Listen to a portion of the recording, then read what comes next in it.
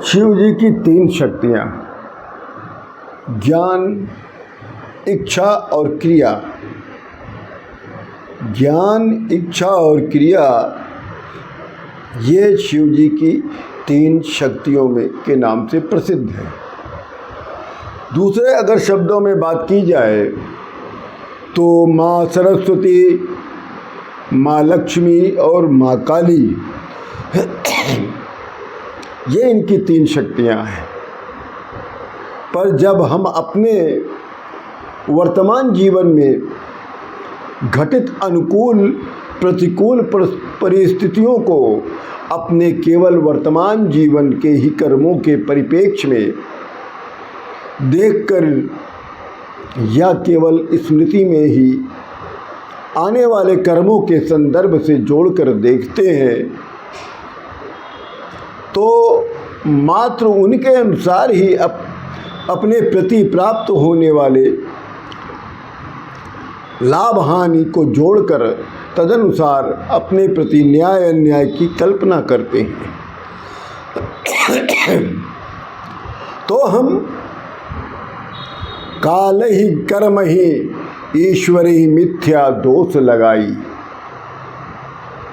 काल ही कर्म ही ईश्वरी मिथ्या दोष लगाई, अर्थात पूर्वक संसार को ईश्वर की अशुभ, अन्यायपूर्ण और दोषपूर्ण रचना हम लोग मानने लगते हैं। पर विवेकहीन होकर अज्ञानता की दशा में हम ये विचार नहीं कर पाते हैं वास्तव में दुख का असली कारण क्या है। क्या हम अपनी वर्तमान इच्छा पूर्ति के संदर्भ में अपने वर्तमान प्रयत्नों को देखकर केवल उन्हीं के आधार पर अपने प्रति न्याय अन्याय की कल्पना करना हम लोग उचित प्रतीत करते हैं? ईश्वर या प्रकृति केवल एक व्यक्ति के प्रति न्याय अन्याय के लिए उत्तरदायी नहीं है। ईश्वर या प्रकृति केवल एक व्यक्ति के लिए न्याय के लिए वो उत्तरदायी नहीं है। वो तो त्रिकाला बाधित ईश्वर के नियंत्रण में समष्टिभूत प्राणियों के न्याय की दृष्टि से गठित है। व्यक्ति की इच्छा और उसका सीमित ज्ञान समष्टि के विधान और उनके सार्वभौम न्याय व्यवस्था से मेल नहीं खाने के कारण हम अज्ञानतावश ईश्वरी व्यवस्था में अन्याय और दुख की मिथ्या कल्पना करते हैं। जब हम ईश्वरी विधान, उसका निर्लेप न्याय, उसकी भवितव्यता को समझ लेंगे तथा उस विधान और भवितव्य के प्रति अपना व्यक्तिगत आग्रह मोह को त्याग कर उस विधान के अनुरूप कर्तव्य पालन मात्र पर अगर ध्यान देंगे तो हम ये जान सकते हैं कि उसका न्याय, उसका ज्ञान, उसका विधान हमसे कहीं अधिक श्रेष्ठ है। तो हमें दुर्भाग्य, रोग और मृत्यु प्राप्त करने में भी उस परमेश्वर की कृपा और उसका अनुग्रह ही दिखाई देता है।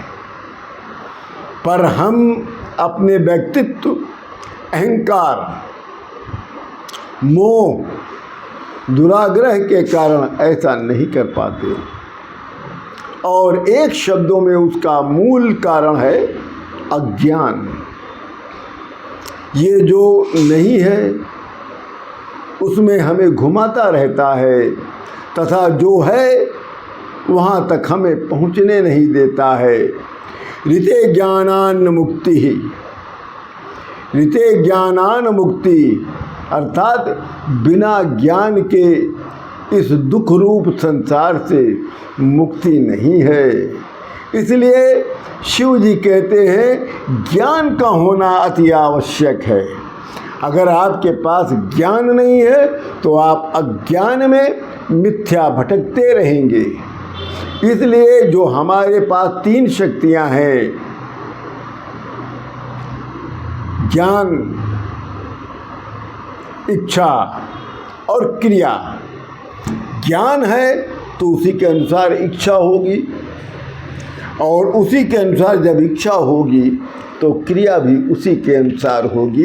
इसीलिए बड़े बड़े ऋषि मुनियों ने इन तीन ज्ञान, इच्छा और क्रिया को शिव जी की ही शक्ति को बताया है। इसी के साथ राम राम।